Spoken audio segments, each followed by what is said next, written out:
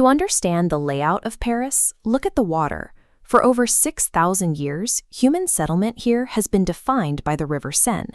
This passage is a standard multiple-choice exercise. However, it contains a visual trap. The blanks are numbered out of order: 4, 2, 3, 1. The solution is reading chronologically.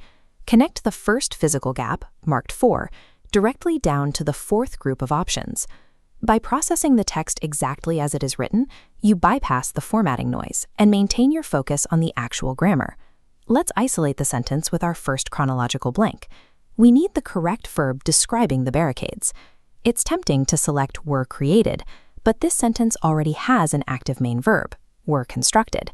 Adding were created without a conjunction creates a run-on sentence. Instead of building a new clause, we use a passive participle. This attaches directly to a noun, acting like an adjective. That leaves being created. It functions as this exact modifier for the word barricades, completing the thought without breaking the sentence structure. Actively scanning a sentence for an existing main verb before evaluating the options is the most reliable way to dismantle these participle traps. Targeting the second chronological gap, notice the author's phrasing in the opening line, determined in part by. To maintain this pattern for partial truths, in part is the only structural match. Options like as if and relative disrupt the author's internal rhythm. Moving to the third blank, we encounter the word razed, which means completely destroyed. The surrounding context tells us this demolition caused great distress during a chaotic riot. Pause the video here. Analyze these 4 adverbs and deduce which one best fits this destructive context. The correct choice is simply: a violent, distressing riot is messy. Houses wouldn't be evenly or equally destroyed in that. Razed. When pure grammar rules run out, mirroring the author's prior phrasing and analyzing the emotional tone of the scene will reveal the answer.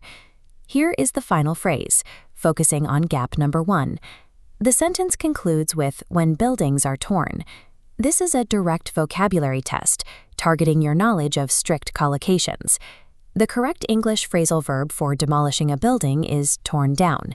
Write this specific collocation down in your notes. Torn down. Torn done.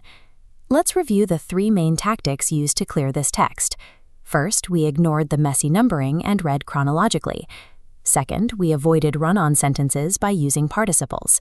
And third, we solved the final blank by matching standard collocations. High scores in PTE reading are built on structural discipline. By applying these frameworks to every sentence, you can filter out visual noise and focus entirely on the mechanics of the language.